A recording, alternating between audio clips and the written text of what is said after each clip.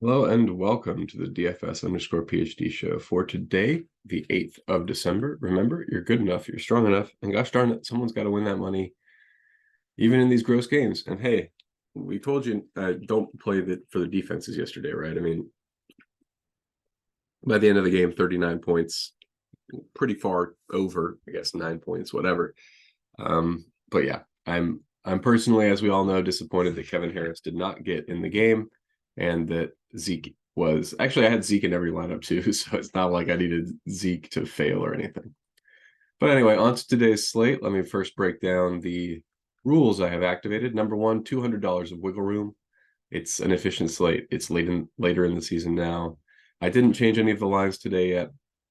Figure why not use what Vegas gives us. I added my 2 out of 3 Bay, Hunter, and Bogdan rule, Mark Williams foul trouble rule, but Nick Richards was too expensive as a backup, so it doesn't matter.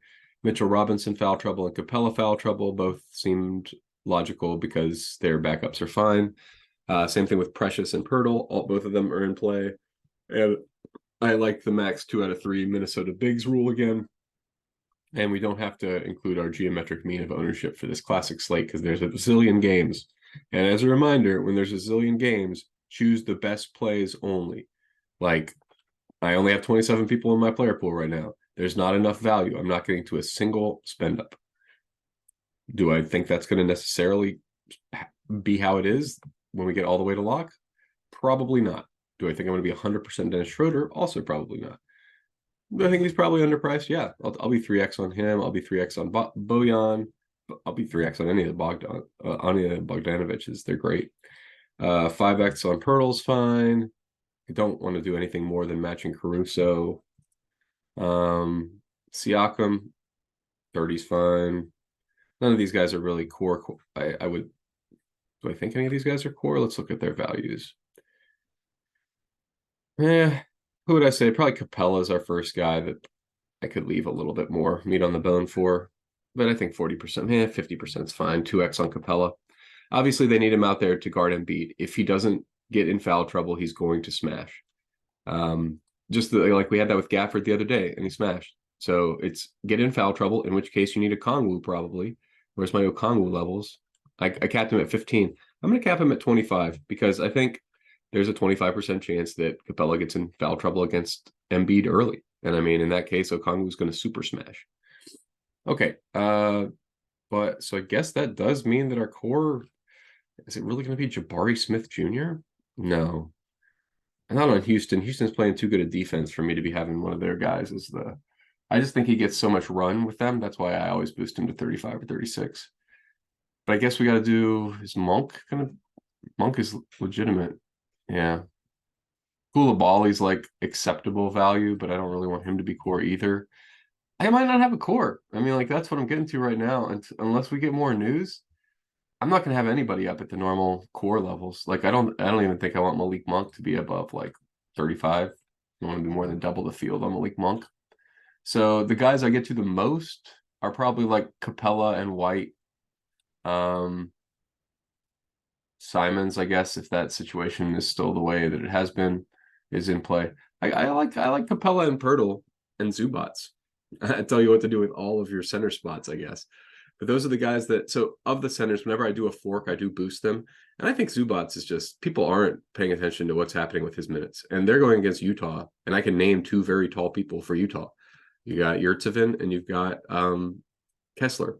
And I think you need a big guy in against both of them. So I think you got Zubac and Theis for the whole game. And I mean, what are they projecting Theis for 24 minutes? He did do well. No, they're not projecting him for 24 minutes either. So you could put in, I think I did actually put in Zubac's foul trouble. And as a result, I should probably put Theis in the mix as well, just in case, as the flip side of that scenario.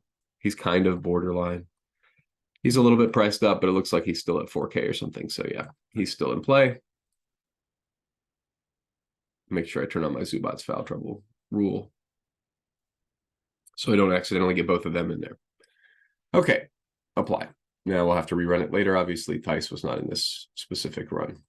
But yeah, that's basically it. I think it's about getting those centers right and then getting lucky with the shooters today, unless we get value. And it's pretty early in the morning, so make sure to double check, join us in the Discord, or Follow me on Twitter, DFS_PhD. That's not just to boost me in the algorithm, although thank you for coming again. It's been a long time since I've said that to you guys, but I really do appreciate it. I mean, it's fun to get to talk about fantasy sports all day and think about them all day. So thank you for that, guys.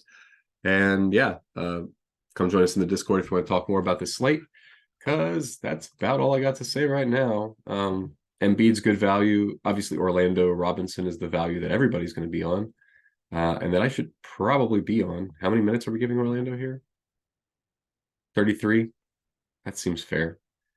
I might give him like a couple more points here. It's against Cleveland too, so I'm not sure. Like they kind of need him against all of the big guys. So what's his name is out. The big guy for the Heat, Bam, is out for a while. So we definitely need to be having a little bit of Orlando. We don't just need our two cute center plays, although I do think our two cute center plays, Poeltl and Zubac, just as likely to outscore Orlando Robinson, right? I mean, like they're the same price now as well, right? Like Orlando Robinson's 5,400, Zubac 5,500, Poeltl 5,900. So specifically with Zubac, look at this. You get 30% for Robinson, 0.3% for Zubac. Coin flip for me. So yeah, I'm definitely going to have more leverage on Zubac than I'm going to have on Orlando Robinson, just because, yeah, he's clearly the better play, but you're going to see a ton of Zubac. I mean, let me look it up. Am I wrong about this? Zubac stats. I know he's gotten in foul trouble some, but when he's playing 27, 27, 30, 32, when he's not getting in foul trouble, he's getting pretty significantly extended. So, I mean, the Warriors are a small ball team. Are we playing the Warriors today? No, we're playing against Utah. So I think we just got the Warriors projection here when we need the Utah projection. Anyway, that's my story of the slate for the morning. Remember, you're good enough, you're strong enough, and gosh darn it, someone's got to win that money. And might as well be us.